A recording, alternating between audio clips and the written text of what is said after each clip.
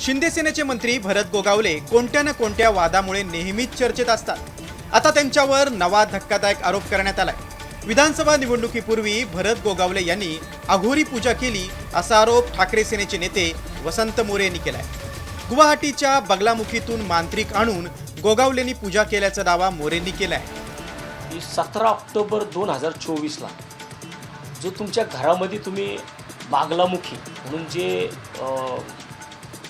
उज्जैनमध्ये एक देवीचं स्थान आहे, त्या देवीच्या मंदिरातून जे काही पुजारी आणले होते, 20 नोव्हेंबरला निवडणूक होती आणि 17 ऑक्टोबर 2024ला भरत शेठच्या घरामध्ये मुक्कामी लोक होती. गोगावलेंनी 2 दिवसांपूर्वी रश्मी ठाकरेंवर खळबळजनक आरोप केले होते.